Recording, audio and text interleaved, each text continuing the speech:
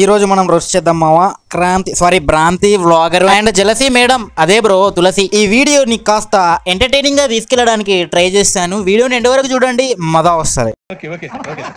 Rameswaram bomb blast ని అడ్డం పెట్టుకుని గవర్నమెంట్ మీద సెక్యూరిటీ ఎలిగేషన్స్ వేసి ఓటర్స్ ని తమ వైపు తిప్పుకోవాలనుకుంటుంది బీజేపీ లీడ్ చేస్తున్న ఎన్డీఏ. మరి అదే ఎన్డీఏ వాడు ఎక్కడి నుంచి వచ్చాడు, వాడి పేరు, వాడి డీటెయిల్స్ కూడా చెప్పి ఉంటది కదా, మరి అది కూడా నువ్వు చెప్పాలి కదా. కేవలం ఆ థింగ్ని బీజేపీ వాడుకుంటుంది అనే చెప్తున్నావు, కానీ ఆ థింగ్కి సంబంధించిన వ్యక్తి ఎవరు, వాడు ఎక్కడి నుంచి వచ్చాడు, అదంతా ఎక్స్ప్లెయిన్ చేసి అసలు ఎన్ఆర్సీ సిఏఏ కూడా ఇటువంటి పేలుడులు జరగకూడదని అమలు చేయబడుతుంది అని కూడా ఒక పాయింట్ చెప్తే బాగుండేదేమో. అంటే అవేర్నెస్ వచ్చేది నీ సబ్స్క్రైబర్స్కి. అయినా సరే మన సబ్స్క్రైబర్స్ లో బీజేపీ సపోర్టర్స్ ఎక్కువ ఉన్నారు కాబట్టి రే మీకు సిగ్గుందారా, కట్టర్ హిందూస్ అంటారు, బీజేపీ సపోర్టర్స్ అంటారు, మళ్ళీ వెళ్ళి ఆయన సబ్స్క్రైబర్ లిస్ట్లో ఎందుకున్నారా? మరి సొల్లే కదరా, అది కూడా బ్రెయిన్ వాషే కదరా. ఎందుకు ఇది ఎలా ఉందంటే వాడి సబ్స్క్రైబర్ లిస్ట్లోనే వెళ్ళి వాడితోనే వేయించుకుంటున్నట్టు ఉందిరా మీరు.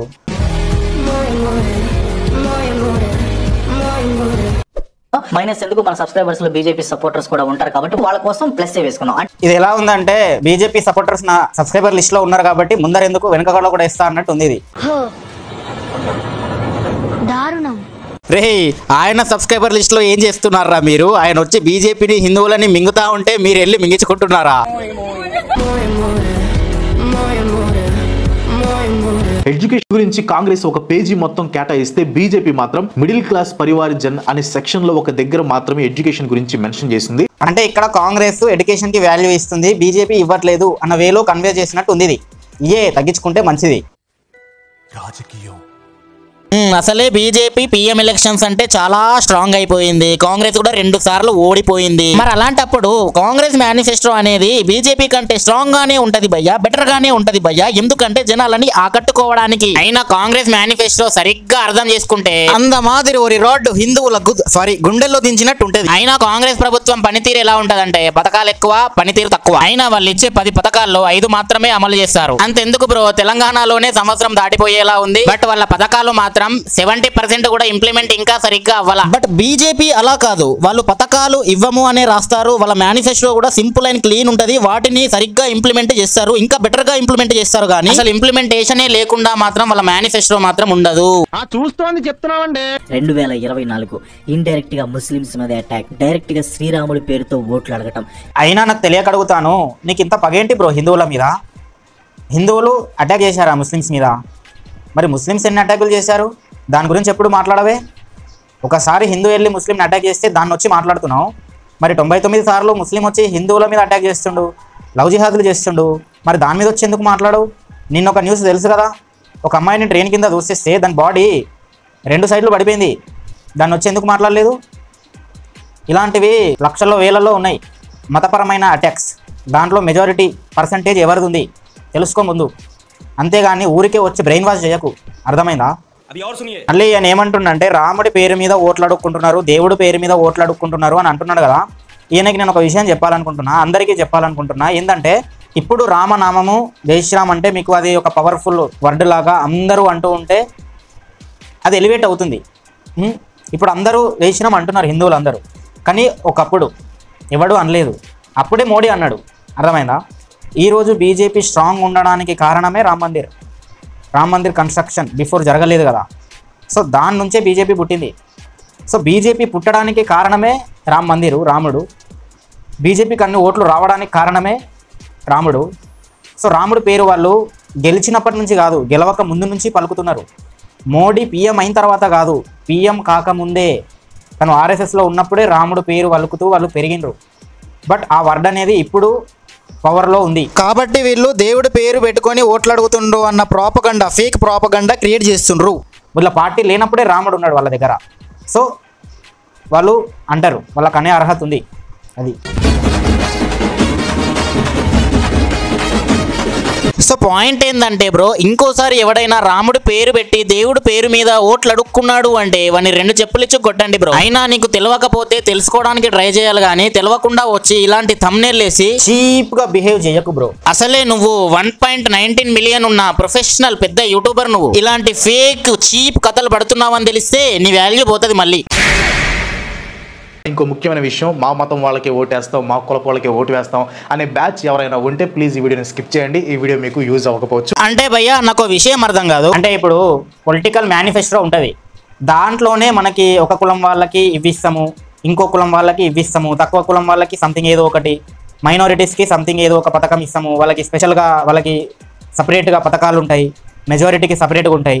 సో వాళ్ళ మేనిఫెస్టోలోనే మనకి కులం కనిపిస్తుంది, మతం కనిపిస్తుంది.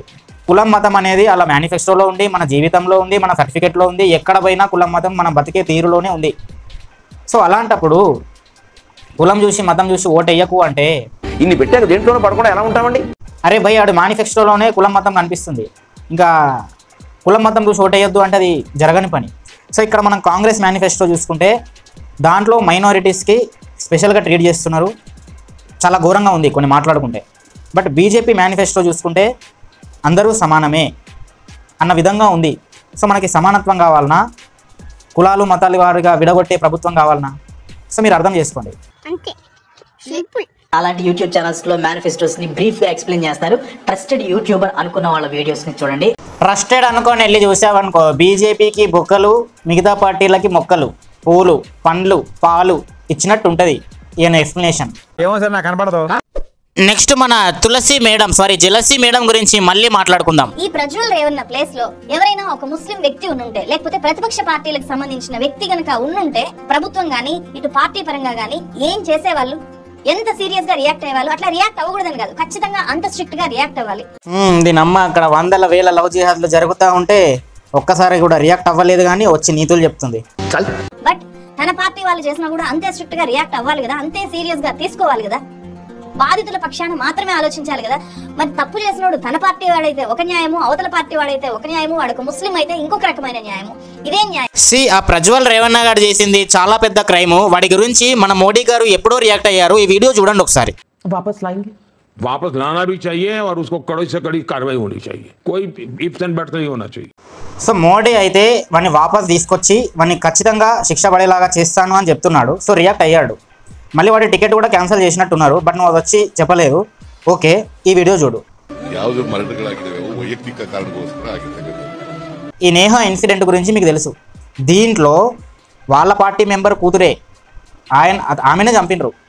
వాళ్ళ పార్టీ మెంబర్ అయినప్పటికీ వాళ్ళ పార్టీ మెంబర్తోనే సారీ చెప్పిపించుకున్నారు. వాళ్ళ పార్టీ మెంబర్కే న్యాయం చేయలేదు, మళ్ళీ వాళ్ళ పార్టీనే. సో దీని మీద వచ్చి నువ్వు ఎందుకు వీడియో చేయలేదు? ఇంతకంటే ఘోరం అయితే కాదు కదా. అక్కడ నరేంద్ర మోడీ గారు ఎంత స్పష్టంగా రియాక్ట్ అయ్యారు, ఇక్కడ వీడు ఎలా రియాక్ట్ అయ్యాడు? ఏపీ అసెంబ్లీ ఎలక్షన్స్ లో బీజేపీ తరఫున 10 మంది ఎమ్మెల్యేలు పోటీ పడుతున్నారు కదా, మరి వాళ్ళ మేనిఫెస్టో ఏది? అంటే ఆ మేనిఫెస్టో సినిమాకి వెళ్ళింది. బీజేపీకి ప్రధాన పోటీదారైన కాంగ్రెస్ పార్టీ ఏపీకి ఏం చేసేది ప్రత్యేకంగా చెప్పినప్పుడు బీజేపీ ఆంధ్రప్రదేశ్ రాష్ట్రానికి ఫలానా చేస్తాము అని చెప్పడానికి ఉన్న సమస్య ఏంటి?